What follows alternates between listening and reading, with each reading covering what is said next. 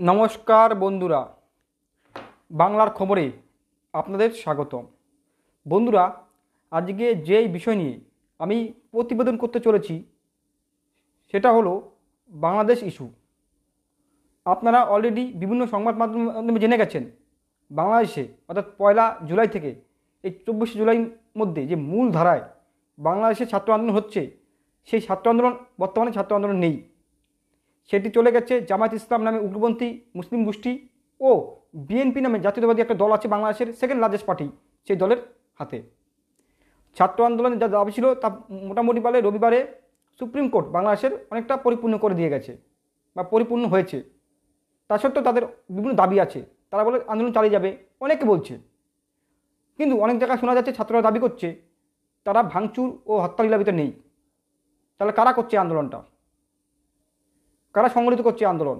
ভাঙচুর করছে কারা? আওয়ামী লীগের পার্টি অফিস থেকে শুরু করে ব্রিজ, ঘরবাড়ি এবং পুলিশের উপরে হামলা, সেনাবাহিনীর উপরে হামলা কারা করছে?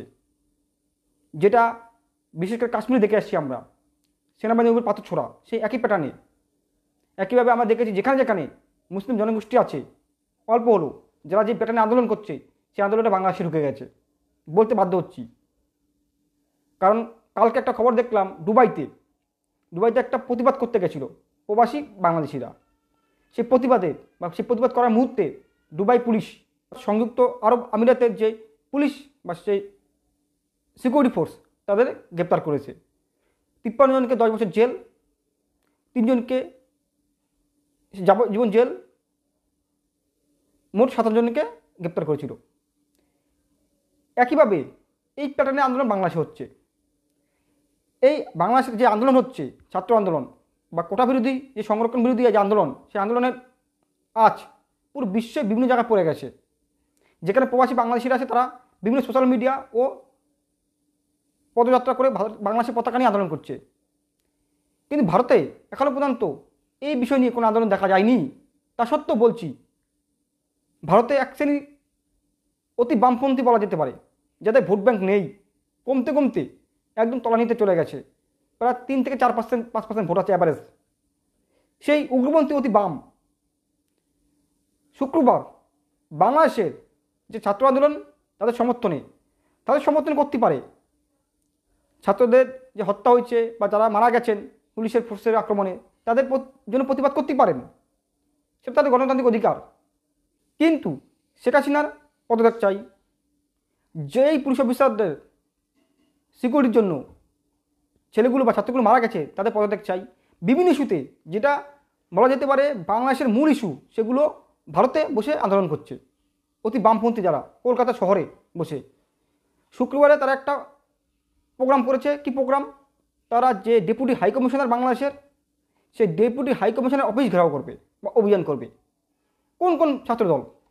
All India democratic student organisation বা AIDSO, all India student federation AISF, all India student association অর্থাৎ আইসা AISA, এই সমস্ত উগ্রপন্থী অতি বামপন্থী দল, যাদের কার্যকারিতা ভারতবর্ষের বর্তমান আর্থসামাজিক প্রেক্ষাপটে গুরুত্বহীন, সেই সমস্ত অতি বামপন্থীরা আন্দোলন করছে বাংলাদেশের পক্ষ হয়ে, অর্থাৎ ছাত্রদের পক্ষ হয়ে। যেই আন্দোলন বর্তমানে ছাত্রদের পক্ষে নেই, আমি আগে বললাম, সেটা চলে গেছে একদম জামায়াত ইসলাম নামে উগ্রপন্থী গোষ্ঠী ও বিএনপি নামে এক মুসলিম গোষ্ঠীর হাতে, বা জাতীয়তাবাদ নাম দিয়ে মুসলিম সংগঠন দেশ চালায় বা দলকে সংগঠিত করে, সেই হাতে চলে গেছে। তাদের সমর্থনে আন্দোলন করছে কারা? অতি বামপন্থীরা, যাদের ভোট ব্যাংক ভারতে নেই। কেন বললাম এই কথাটা? আমি কাশ্মীরে যখন পাকিস্তানি হানাদার বাহিনী বা পাকিস্তানি জঙ্গি গোষ্ঠী প্রতিনিয়ত সেনাবাহিনী হত্যা করছেন, তখন এদের কোনো মিছিল মিটিং, কোনো প্রতিবাদ নেই। একইভাবে যখন চীন ভারত সম্পর্ক, কূটনৈতিক সম্পর্ক বা বড় সম্পর্ক যখন খারাপ হয়, তখন এরা চীনের সম্পর্কে অনেক সময় দেখা গেছে লেখালেখি করতে। অনেক সময় দীর্ঘদিনের ইতিহাস যদি আপনি ঘাটেন, দেখতে পাবেন এই তকমা এদের আছে, দেশদ্রোহী এই বামপন্থীদের। তখন এদের প্রতিবাদ নেই। বিভিন্ন সময় যখন থেকে জঙ্গলমহল অঞ্চল থেকে শুরু করে ছত্তিশগড়, ঝাড়খণ্ডে যেই মাওবাদী অঞ্চলগুলোতে, সেখানে দেখা গেল CRPF থেকে শুরু সেন্ট্রাল ফোর্সদের যখন মারা হয়, তখন এদের প্রতিবাদ থাকে না। বর্তমান ভারতের সামাজিক আর্থিক ও রাজনৈতিক প্রেক্ষাপট পরিবর্তন হয়েছে।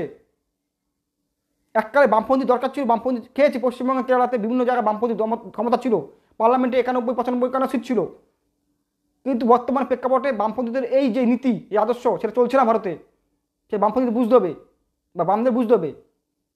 সংগঠনগুলো বাংলাদেশের পক্ষ হয়ে, অর্থাৎ বাংলা ছাত্রদের পক্ষ হতেই পারে, কিন্তু বারে বারে বলছি বাংলাদেশের যে ছাত্ররা বর্তমানে আন্দোলন নেই, তারা আগে বলছে যে ভাঙচুর বা হত্যাতে তারা নেই।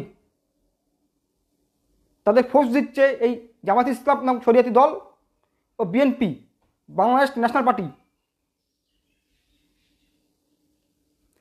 কারণ এই বামপন্থীরা জানে শেখ হাসিনার সাথে নরেন্দ্র মোদীর সম্পর্ক বা ভারতের সাথে সম্পর্ক বাংলাদেশের অতি ভালো বিগত 10 বছর ধরে। এরা সহ্য করতে পারছে না। এরা ভাবছে কি শেখ হাসিনা ও নরেন্দ্র মোদী একই তার টাইপের স্বৈরাচারী দল বা স্বৈরাচারী প্রধানমন্ত্রী। এদের ভোট ব্যাংক জিরোতে। এবারও ধাক্কা খেয়েছে 24 সালে লোকসভা নির্বাচনে বামপন্থীরা, পুরো টোটাল ভারতবর্ষে। পশ্চিমবঙ্গ তো খেয়েছেই। তারা কোন উদ্দেশ্য নিয়ে তারা আন্দোলন করতে যায়, ডেপুটি হাই কমিশনার ঘেরা করতে যায়, পুলিশ তাদের গ্রেপ্তার করে নিয়েছে। তারা 7 জনের উপরে গ্রেপ্তার করেছে। All India democratic student union অর্গানাইজেশনের সভাপতি মিজানুর রহমান কী দাবি করছে? বাংলাদেশের সরকারের যে শেখ হাসিনা তার পদত্যাগ চাই। একইভাবে বিশ্বজিৎ দাস AIDSর রাজ্য সম্পাদক, সেও আন্দোলন নেতৃত্ব দিচ্ছে। বলছে পুলিশ আমাদের গ্রেপ্তার করে নিয়ে গেছে। পুলিশ গ্রেপ্তার করবে না কি তোমাকে কি সে বিরিয়ানি খাওয়াবে হোটেলে নিয়ে? তাই বন্ধুরা, আপনারা কমেন্ট করে বলুন, এই যে এই সমস্ত বামপন্থীরা যারা, তার নেতৃত্ব আছে নাকি সঠিক আমি বলতে পারবো না, কারণ নেতৃত্ব থাকলে এরকম করতে পারতো না, এরকম কাজ করতে পারতো না নেতৃত্ব থাকলে। বাংলাদেশি ইস্যুটাকে ভারতে নিয়ে ঝামেলা করার চেষ্টা করছে এরা। আর জানা বাংলাদেশি সৌভাতৃত্ববোধের, মেলবন্ধনের বা সমন্বয়ের বার্তা পৌঁছা ঢাকা গিয়ে পারিস নাকি? দেখ, হিন্দু মুসলমান একত্রে লাল ঝান্ডা ছড়িয়ে বা লাল ঝান্ডা উড়িয়ে কেউ যেতে পারবে না ঢাকাতে। এখন ক্ষমতা নেই। এরা সব যেখানে ভালো, যেখানে নরম জায়গা, সেখানে গিয়ে আন্দোলন করে এরা। ঢাকা যাক, চট্টগ্রাম যাক, বামপন্থীর পতাকা নিয়ে, কাস্তাহাতুরি তারাচিহ্ন পতাকা নিয়ে সমন্বয় বার্তা পৌঁছাক বা বাড়ির প্রচার করুক। কলকাতাতে ভারতে এসে ঝামেলা করছে কেন এরা? কেউ এখন বাংলাদেশের ইস্যু নিয়ে ভারতে এখন কথা বলেনি, সেই জায়গায় এরা আন্দোলন করছে কেন? এরা অতি আন্তর্জাতিকবাদে বিশ্বাসী করে। এরা বিশ্বতে বামপন্থের পতন ধীরে ধীরে হচ্ছে এদের জন্যই। আপনি কমেন্ট করে বলুন যে কাজটা করলো শহরে বসে এই বামপন্থী গোষ্ঠীগুলো, ছাত্র সংগঠনগুলো করলো, আদৌ সঠিক না বেঠিক? নমস্কার।